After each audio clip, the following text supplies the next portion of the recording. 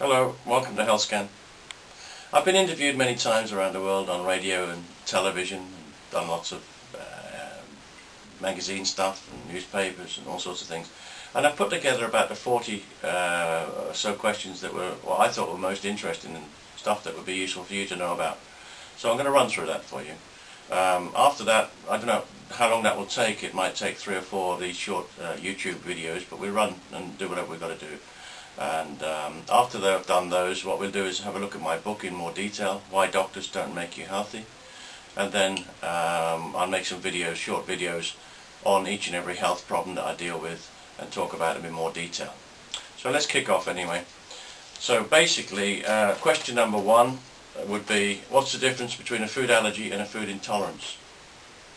Well, a food allergy is something that happens when you go to the doctor or hospital or whatever, and they take blood samples or they inject you with something or other in your skin, and you usually end up with dust mites and cats and grass and all sorts of weird stuff, and really doesn't make any sense because you've got to get on with life. And even if they were right, in most cases they're not, as you know, because some of you will have already been for these tests and found that they didn't work.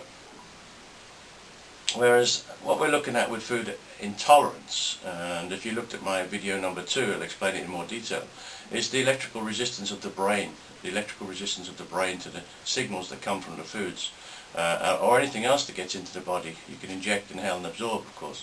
But everything that goes into the body carries electricity, and it sends out signals to the brain, that computer in the head, and that's what keeps the nervous system running. We carry electricity into the body in this way, because we don't generate electricity. So we're looking at the computer, we're looking at electronics when we look at food intolerance.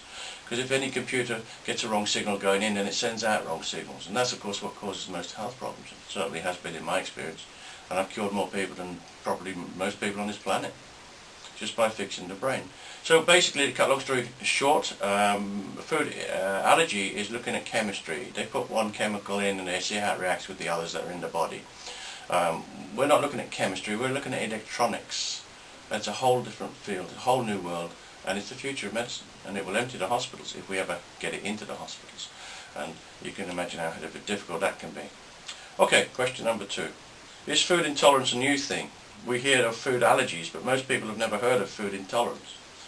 Well, no, I don't think it is. I think since Adam and Eve, there's been food intolerance in this respect, but we've never known about it. We've never had the technology to test for it. And it's not new, no. I think it's been going on, as I say.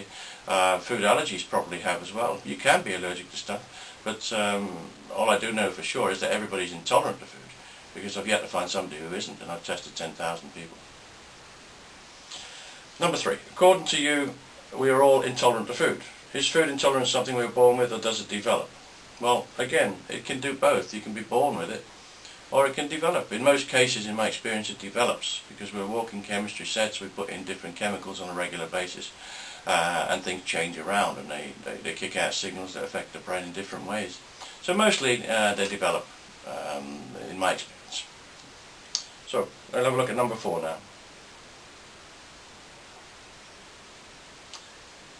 Can you be allergic to something and not be intolerant to it? Well, yes, you can, of course you can. And that's one of the reasons that I say to people when they come and I check with them what their allergies are, because when they leave the clinic at NETSCAN, they've still got those allergies. I don't treat for allergies. So if somebody's got a nut allergy or whatever, then they must be careful. But I'm looking at intolerance here. But normally when you fix the intolerances, the people get healthy and they don't seem to have these reactions anymore to nuts or whatever they happen to be. But yes, you've got to be careful on stuff like that. Okay, I see here that your work has attracted a great deal of media attention around the world. Yes, it has. Yes, it has, because it works.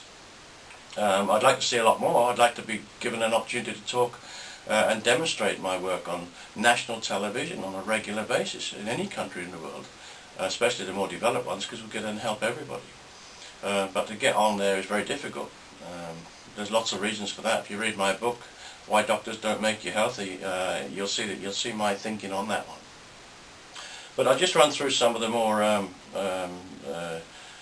interesting editorials that I've had. And Sayadati, it's an Arab newspaper. Sunday Times did quite a big article on me. Good Life magazine. La Voce degli Italiani. Absolute Marbella. Marie Claire. Parent Guide. Health Advisor, Daily Express. Daily Express did a whole page on me, a whole page in a national newspaper. I cured a little girl who was about 8 years old. She had terrible facial eczema since she was born, and she'd been to every doctor in the world trying to get her cured, and it turned out to be that her mother had rubbed olive oil on the baby's face when she was born, and of course the olive oil was a major problem to the brain of the child, and it just developed worse and worse. And she'd been rubbing olive oil on for 8 years. Picked it up on the testing, and she stopped doing it. Within about 3 weeks the child's face was pure, perfectly healthy. And anyway, Daily Express did a whole page report on me and my work on that particular subject of skin and other things, but that was the main feature. Carefree is another magazine. Healthy Eating, done something on me. Age Concern. Sur, the biggest English newspaper in Spain. Al Jazeera is a very large newspaper in the Middle East. One of the owners of the newspaper came to me in Harley Street with skin problems, and I cured him. And he promised me that he would send in a reporter if it did work. And he did. He was true to his word. He sent in a reporter, and they did a nice article on me. There's been lots of others over the years, but they're the main ones. Okay, where and when was this computerized scanning system developed?